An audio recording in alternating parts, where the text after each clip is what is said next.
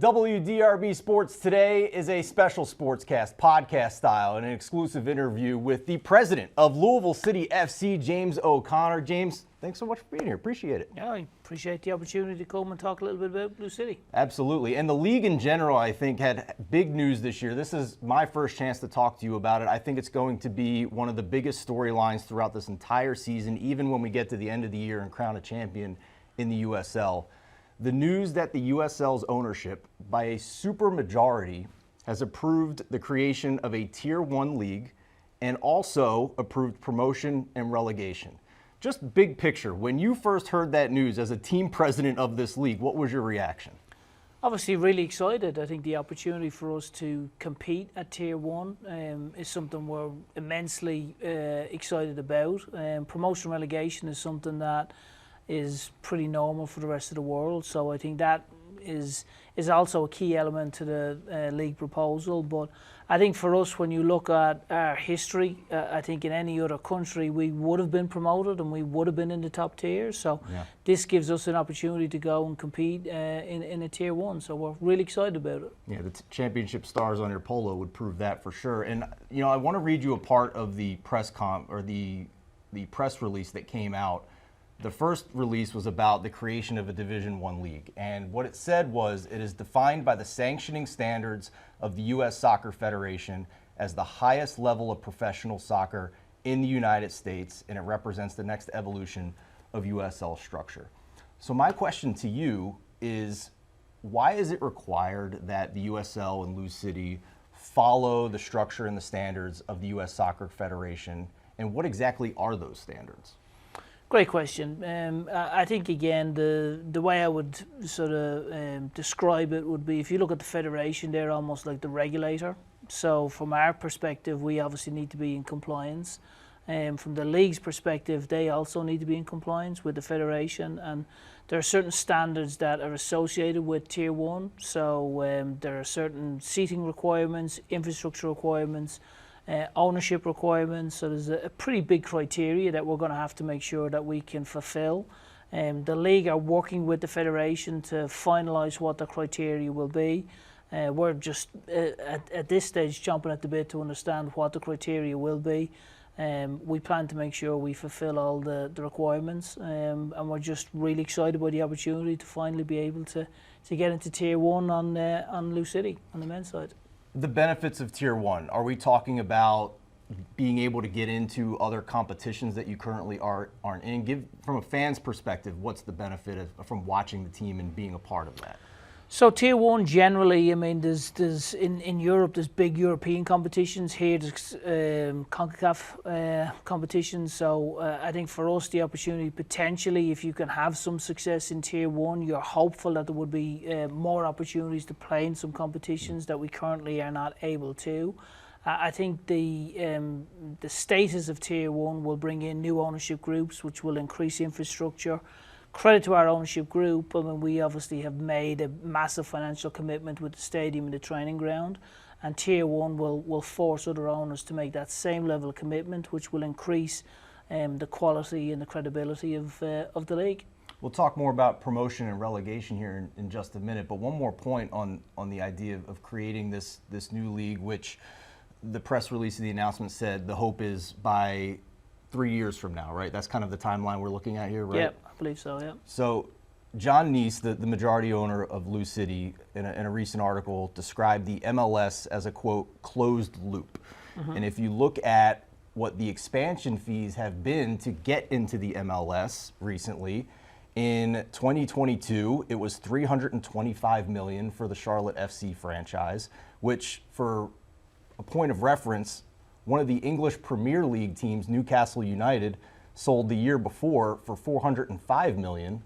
And then the San Diego expansion fee, the most recent one in the MLS, was $500 million. So I know there had been some talk and some rumors in the early day about some USL teams maybe trying to make the move to MLS, but I imagine that's a pretty big price tag for the ownership group across the entire USL. Sure is, yeah. I mean, I think when you look at the financial commitment that's needed to go to MLS, I think that is for somebody that's moved here and has been able to participate in the country and from a playing standpoint, the inability to go and gain a promotion is challenging, because there are also teams that, you know, toward the final third of the season, that they don't have anything to play for and there's no consequence, you know, whereas, you know, the rest of the world, if you are underperforming, you're going to get relegated. There's a consequence to that, you know, and equally if you're overperforming, you get a promotion and you get into the next division. And the best example probably that I could give currently is if you look at the journey that Wrexham have been on, the docu-series that they have on Hulu, and incredible, they've come from the 5th division right the way through, and now they're in the championship. They're literally one league away from, you know, arguably the biggest league in the world. So the excitement that this brings, and the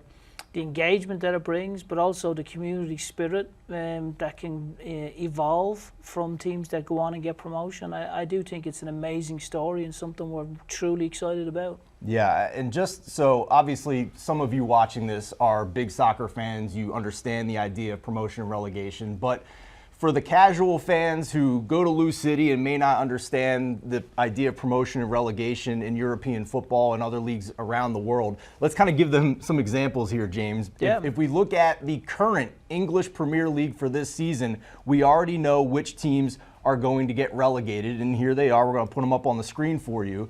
And then, so those teams will drop down to the second tier of English football, which is called the Championship. And then the top 2 teams from the regular season table will get promoted, and then a third team from a playoff tournament at the end of the year will also get promoted to the Premier League. Now let's have some fun here. Let's hypothetically talk about if the National Football League had promotion and relegation. So instead of the Tennessee Titans and the Cleveland Browns getting the number 1 and number 2 pick in the NFL draft, well, sorry, you're going to play in the UFL next year, and here come the Birmingham Stallions and the San Antonio Brahmas up to take your place because you didn't manage your team well enough last year to stay in the league. And then in baseball, hypothetically, to me, I'm going to take my reporter hat off here and just put my sports fan hat on, and I know our colleague Rick Bozich will echo this as a diehard Chicago White Sox fan. You have a team in the number 3 market in the United States with the American pastime spending $100 million less on their roster talent last year than the team that is in the same city as them in the Chicago Cubs. And they finished in last place, and there's no consequences for that. In this hypothetical situation, the Chicago White Sox would get relegated down to AAA. Last year, the Colorado Rockies would be a second team.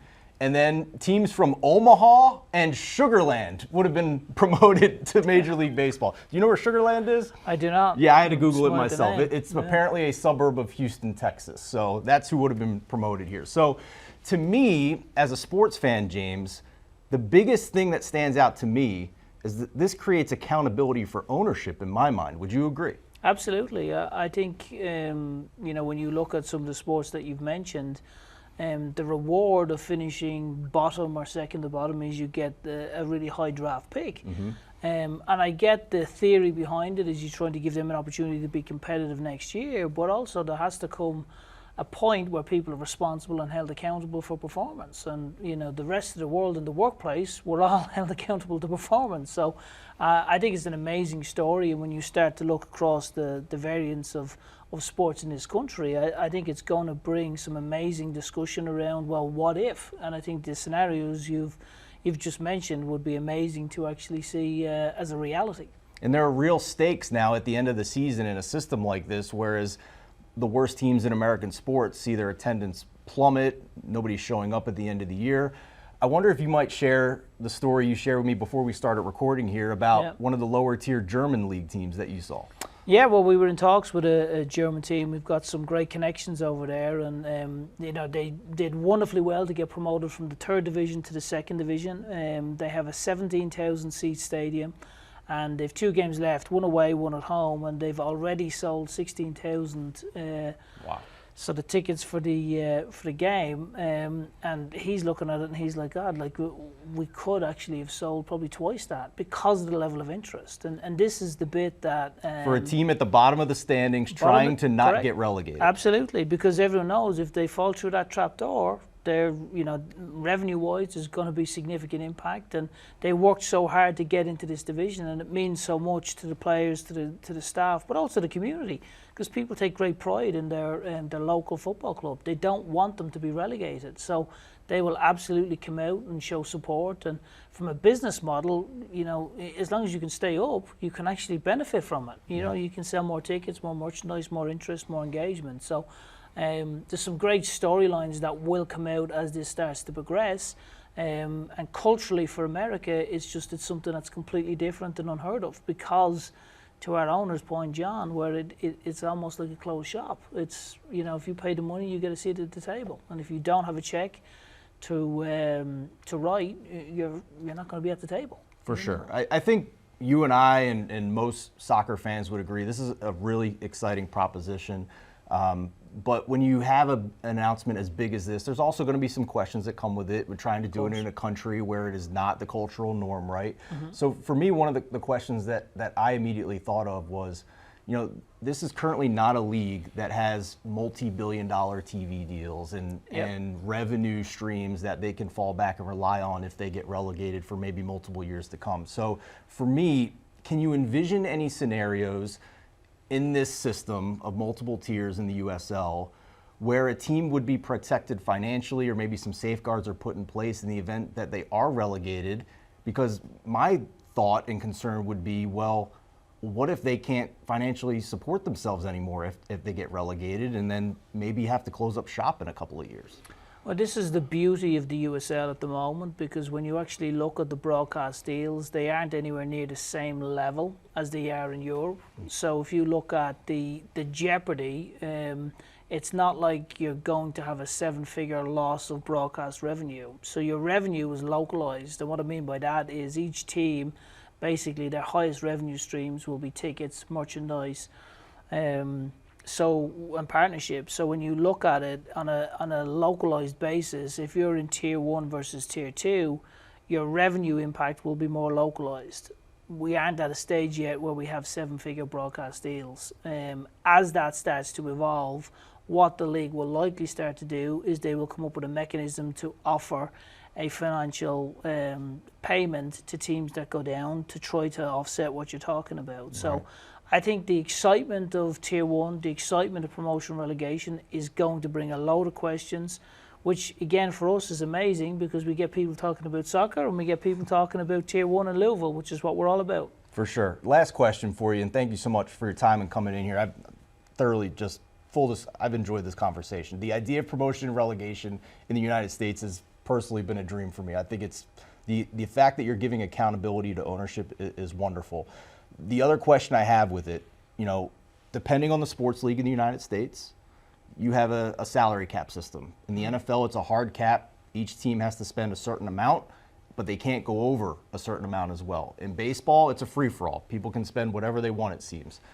There is some luxury tax situations put in here and there. You look at European football and the Premier League, there's different levels of spending depending on how big or how much the franchise is worth. So, listen, I know we're 3 years out, and if this question's premature, I fully admit that. But if you were in charge, or if you have a clear answer to this, what is your opinion on potentially a fair play financial structure in this theoretical promotion and relegation system? Well, I think it's a great question, and that's one that the league are looking toward the teams to get feedback on. You have some owners that want a hard cap, that want minimum, maximum spend. You have other owners that look at it and go, okay, well, we want to be able to have independence. We want to be able to spend as we see fit. And I think when you look at what has happened in Europe relative to financial fair play and the importance of following the percentage of revenue versus spend, I think it's linked toward good stewardship, and it forces owners to make sure that the club is still around in 20 years and 30 years, because unfortunately there have been a number of instances where owners have come in, spent a load of money, and then decided, I'm not going to spend any more money. And then the debt that's accumulated, the company then can't continue.